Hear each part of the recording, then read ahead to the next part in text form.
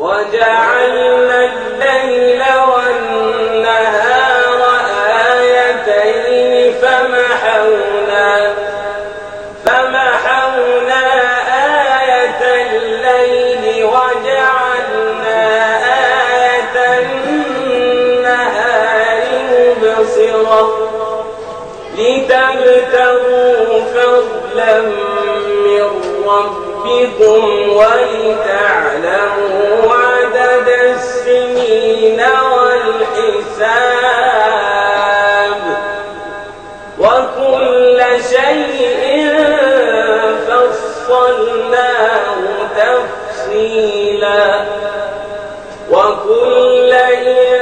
إنسان ألزمناه طائره في عنقه ونخرج له يوم القيامة كتابا يلقاه منشورا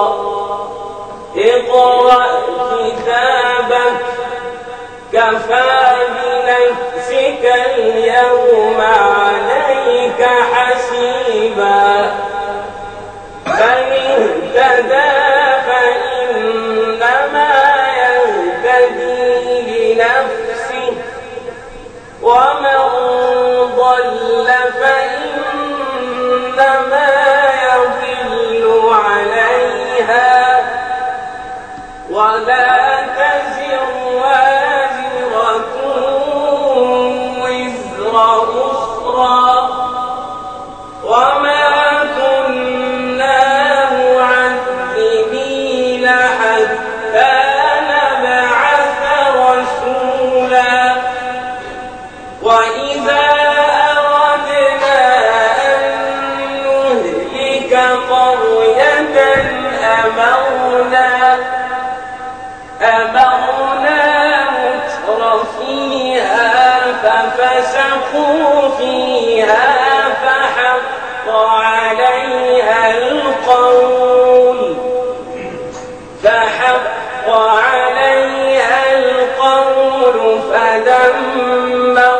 فدمرناها تدميرا وكم أهلكنا من القرون من بعد نوح وكفى بربك بذنوب عباده خبيرا بصيرا من كان يريد العاجلة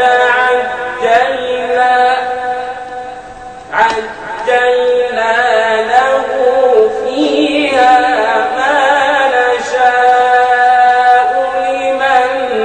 نريد ثم جعلنا له جهنم يصلاها مذموما مدحورا ومن أراد الآخرة وسعى لها سعيها وهو مؤمن فأولئك كان سعيهم مشكورا كلا نمد هؤلاء وهؤلاء من عطاء ربك وما كان عطاء ربك محظورا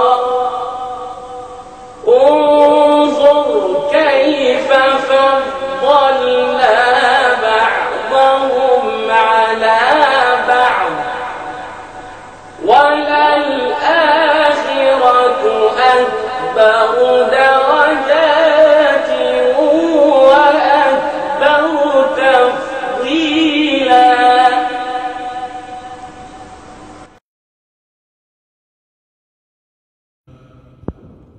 وجعلنا الليل والنهار آيتين فمحونا